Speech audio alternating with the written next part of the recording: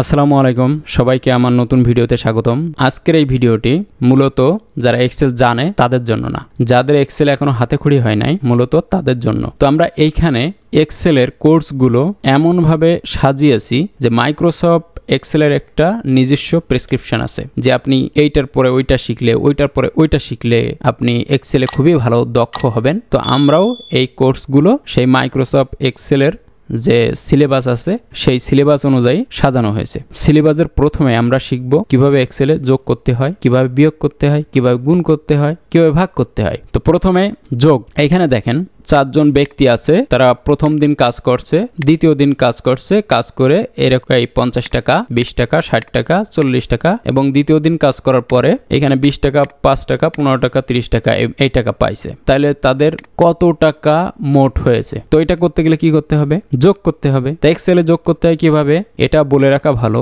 এক্সেলে যে কোনো formula use করার আগে আপনাকে অবশ্যই ইকুয়াল সাইন দিতে হবে। তো যে সেলে আপনি ফর্মুলা বসাবেন সেই সেলটা সিলেক্ট করবেন, সমান এই যে ইকুয়াল সাইন, এইটা যোগ এইটা। তাহলে আমি এখন কিবোর্ডের এন্টার দিয়ে দিলাম। দেখেন এই 50 আর 20 70। এখন যদি আমি এই নিচ পর্যন্ত টেনে দেই তাহলে কি হবে? এই 70, 25, 75, 70। তো এইভাবে আপনারা এক্সেলে যোগ করতে পারবেন। তো এখন আসি বিয়োগে।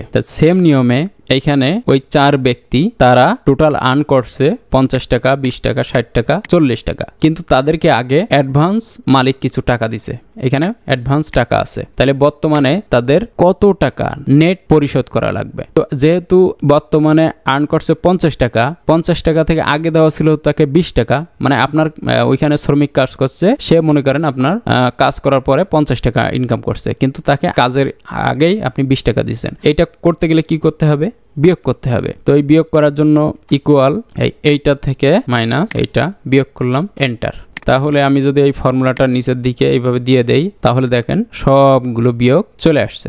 এখন আসি কিভাবে এক্সেলে গুণ করবেন। এই সবই গুণ, বিয়োগ, ভাগ সবই সেম নিয়মে। ওই যে 4 জন ব্যক্তি আপনার প্রতিষ্ঠানে 50 ঘন্টা কাজ করছে, কেউ 20 ঘন্টা, 60 ঘন্টা, 40 ঘন্টা এভাবে কাজ করছে। এখন আপনি প্রতি ঘন্টার জন্য তাদেরকে 2 টাকা পে করবেন। তাইলে টোটাল তাদেরকে কত টাকা পে করবেন? তাইলে এই 50-এর সাথে 2 গুণ করলে আপনার টাকার অ্যামাউন্টটা চলে আসছে। তাইলে এখানে সমান 50 যে ঘরে আছে সেই ঘরটা সিলেক্ট করলাম। এই যে স্টার সাইন দ্বারা এক্সেলে গুণ বোঝায়। তারপরে রেট কত টাকা ছিল? 2 টাকা। সেই যে ঘরে 2 টাকা আছে সেই ঘরটা সিলেক্ট করলাম, এন্টার দিলাম। দেখেন 50 আর 2 100। আমি এই ফর্মুলাটা নিচের দিকে দিয়ে দিলাম। তাহলে কি হলো? আমার টোটাল আর্ন চলে আসছে। এখন আসি কিভাবে ভাগ করতে হয়। তো ওই 4 জন ব্যক্তি আপনার প্রতিষ্ঠানে 1 মাস ইনকাম করে তারা কেউ 500 টাকা, কেউ 200 টাকা, কেউ 600 টাকা, কেউ 400 টাকা ইনকাম করছে।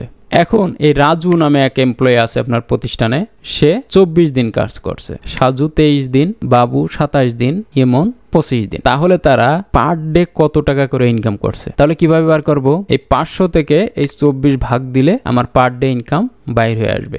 তা কিভাবে করতে হবে? সমান 500 ভাগ 20, এন্টার দিলাম, চলে আসলো 20 টাকা 80 পয়সা। এইভাবে দেখেন প্রত্যেকের পার ডে ইনকাম চলে আসছে। তো এক্সেলের এই যে যোগ, বিয়োগ, গুণ, ভাগ এইভাবে মূলত করা হয়।